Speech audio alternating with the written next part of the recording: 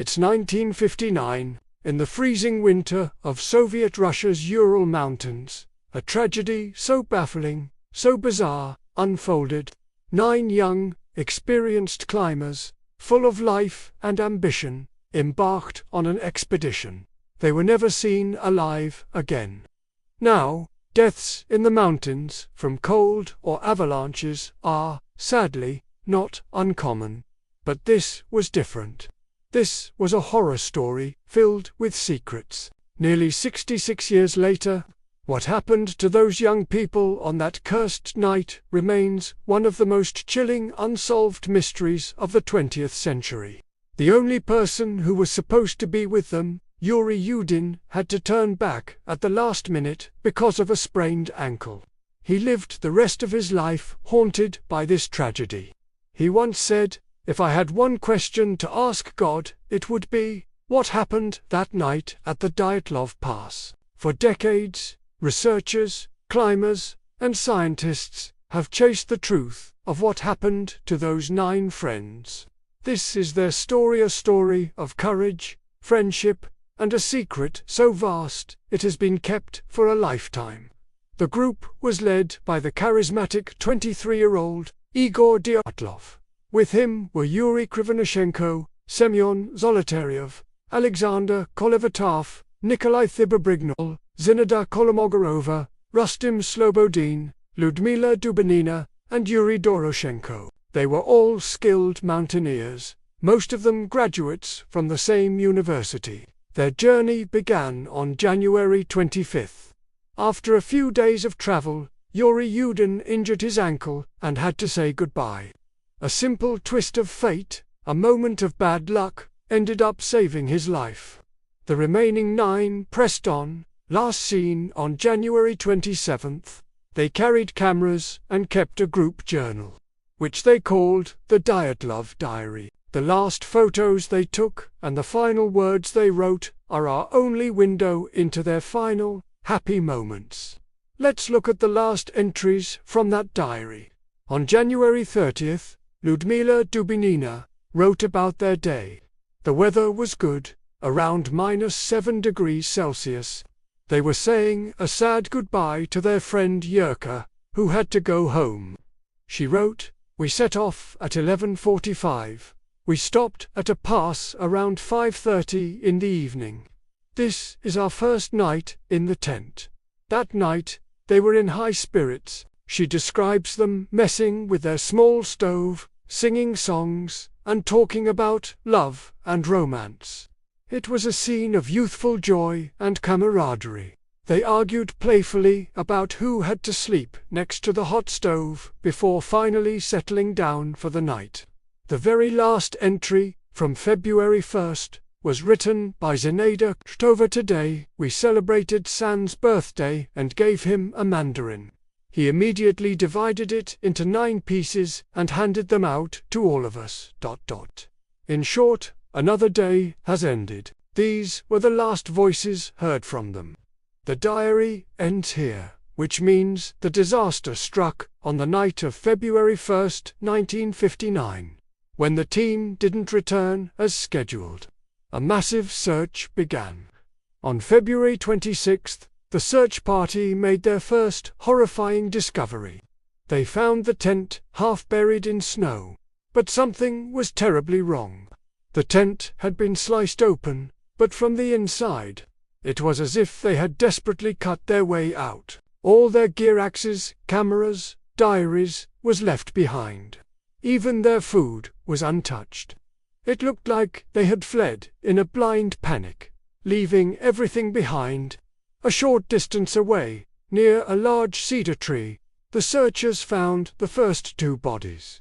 Doroshenko and Krivonishenko. They were wearing only their pajamas and shirts. No shoes, no socks, in the brutal Russian winter. Why would they be nearly naked, so far from their shelter? Over the next few days, more bodies were found. The first few seemed to have died from hypothermia, which made some sense.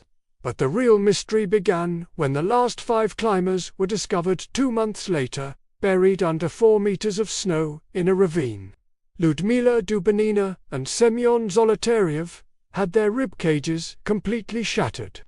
The medical examiner said the force required to cause such injuries was equivalent to a major car crash. It was not something a human could inflict, nor was it consistent with a simple fall. Nikolai Thibobrignol had a massive skull fracture. And then came the most disturbing detail of all. Semyon Zolotaryov's eyes were missing, and Ludmila Dubinina was missing her eyes and her tongue, which appeared to have been severed at the root. The forensic expert was horrified. The reports confirmed that these injuries were caused by an incomprehensible, powerful force. As if the mystery wasn't deep enough, another shocking piece of evidence came to light. The clothing of some of the climbers, particularly Dubinina's sweater, had incredibly high levels of radioactive contamination. Where did this radiation come from? In the middle of the Ural Mountains. At the same time, reports started trickling in from local tribes and even military personnel in the region. They spoke of seeing strange, bright, circular objects flying in the sky around the time the climbers went missing. One military officer described a bright, white, circular object emitting dense smoke. So, what could have happened that night? The theories are as wild as the incident itself. One of the first theories was an attack by the local Mansi people. They call that mountain the Mountain of the Dead. An ancient legend of theirs says that 9 hunters went to the mountain and never returned. The fact that Dyatlov's group also had 9 members sent shivers down everyone's spine, but this theory was quickly dismissed. The injuries were too severe, and it didn't explain the radiation or why the tent was cut from the inside.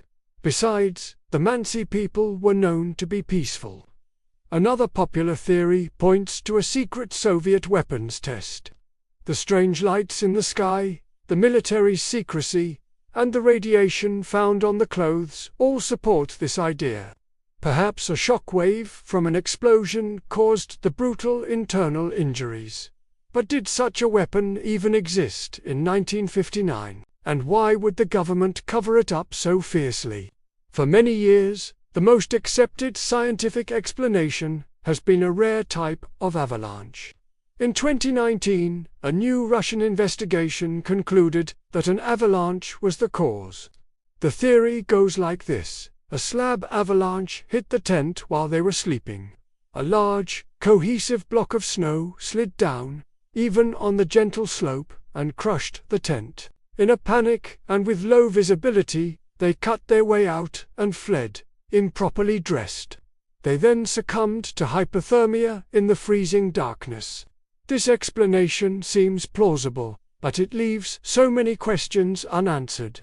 Could a small avalanche really cause injuries comparable to a car crash? What about the missing eyes and tongue? Scavenging animals could be an explanation, but the specific and clean nature of the wounds has always troubled investigators. And most importantly, what about the radiation? The official forensic file from 1959 closed the case with a hauntingly vague conclusion. It stated the cause of death was a compelling natural force the members were unable to overcome, an unknown force. Even today, the story of the Dyatlov Pass incident remains one of modern history's greatest and most chilling mysteries. 9 young lives, full of promise, were extinguished in a single night by something we still can't explain. Was it an avalanche, a secret military experiment, or something else entirely? The truth is still out there, buried under the snows of the Ural Mountains. What do you think happened that night? Let me know your theory in the comments below. Thanks for watching, and don't forget to like and subscribe for more unsolved mysteries.